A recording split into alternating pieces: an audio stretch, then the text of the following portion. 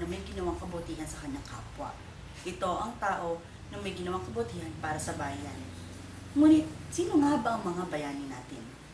Meron tayong si Andres Bonifacio, Jose Rizal, at kung sino-sino pa ang nagbuwis ng kanyang buhay para sa atin.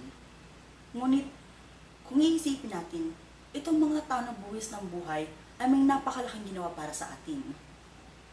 Ako, bilang kabataan, paano ko may papakita na isa akong bayani? Ako, para sa akin, ang respeto ay pagpapakita ng kabayanihan. Bakit? Dahil sa respeto, ay magpapakita na sa ibang tao na mabuti tayo. At dahil sa respeto sa pagkipag-usap, ay mapapakita natin na pwede maging maayos ang isang usapan. Yaya? Oo. Yaya, ano naman ginagawa mo dyan? Nanonood ka na naman TV, hindi ka na naglilinis. Ano ba? Ate, tulong naman sa assignment ko. Bakit kita tutulungan? Di ba sayang mo yan? Ikaw kaya gumawa sa sarili mo.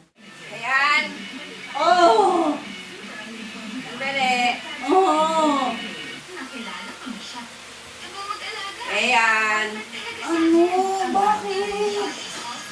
Kanina pa tatawag eh. Naantok pa ako eh. Matulong. Ang respeto ay hindi lamang binibigay sa mga tao na mas may mataas na sosyalidad kaysa sa atin. Hindi lang ito binibigay sa mga tao na mas mayaman at mga tao na mas may kaya. Ang respeto ay binibigay din sa mga bata, sa mga tao mas nakakabata sa atin. Tao rin sila na kailangan respetuhin. Pati na rin ang mga tao na tumutulong sa bahay, mga taong bahay. Nire-respeto dapat sila kasi sila ang tumutulong sa bahay natin. Kung wala sila, mas mahihirapan tayo.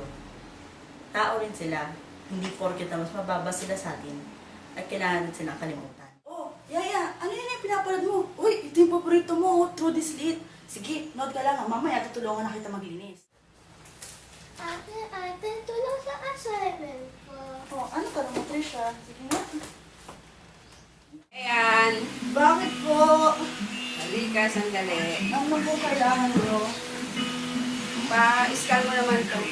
Sige, sige. Tapos, padala mo sa email ko. Kaya importante ang respeto. Ako, Lasaliano, bayaning Pilipino.